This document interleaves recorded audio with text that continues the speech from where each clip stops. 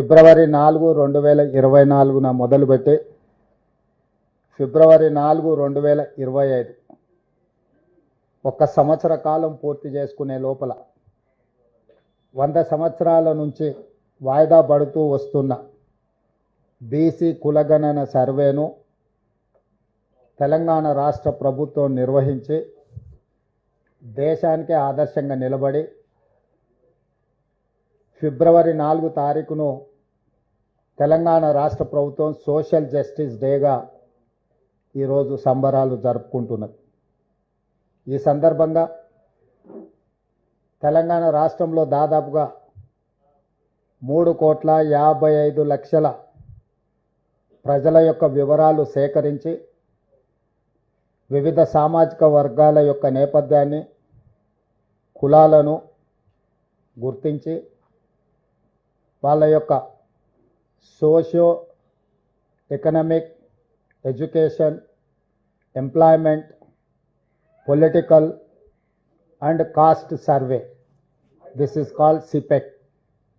ఈ సర్వేని పూర్తి చేసుకొని తెలంగాణ రాష్ట్ర ప్రభుత్వం శాసనసభలో క్యాబినెట్లో 2 చట్టాలను చేసి కేంద్ర ప్రభుత్వ ఆమోదానికి పంపించడం జరిగింది.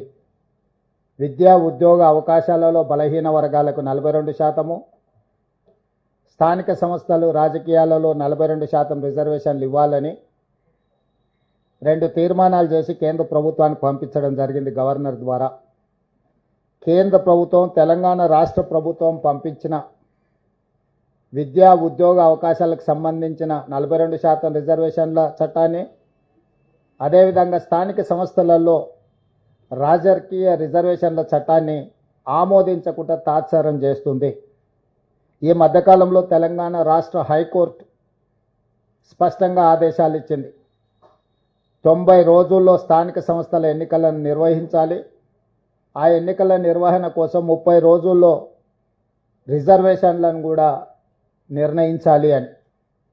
ఈ నేపథ్యంలో కేంద్ర ప్రభుత్వానికి మేము పంపించిన బిల్లుల యొక్క ఆమోదం కోసం తెలంగాణ రాష్ట్ర ప్రభుత్వం తరఫున, కాంగ్రెస్ పార్టీ తరఫున మా మంత్రివర్గ సహచరులు, పార్లమెంట్ సభ్యులు కలిసి లోక్సభలో ప్రధాన ప్రతిపక్ష నాయకుడైన శ్రీ రాహుల్ గాంధీ గారిని, రాజ్యసభలో ప్రధాన ప్రతిపక్ష నాయకుడైన శ్రీ మల్లికార్జున్ ఖర్గే గారిని కలిసి కేంద్ర ప్రభుత్వం మీద ఒత్తిడి తీసుకొచ్చి తెలంగాణ రాష్ట్ర ప్రభుత్వం యొక్క బిల్లుల ఆమోదం కోసం పార్లమెంటులో కేంద్ర ప్రభుత్వం మీద ఒత్తిడి చేయడానికి విజ్ఞప్తి చేయాలని చెప్పి ఈరోజు కేంద్ర ప్రభుత్వం మీద ఒత్తిడి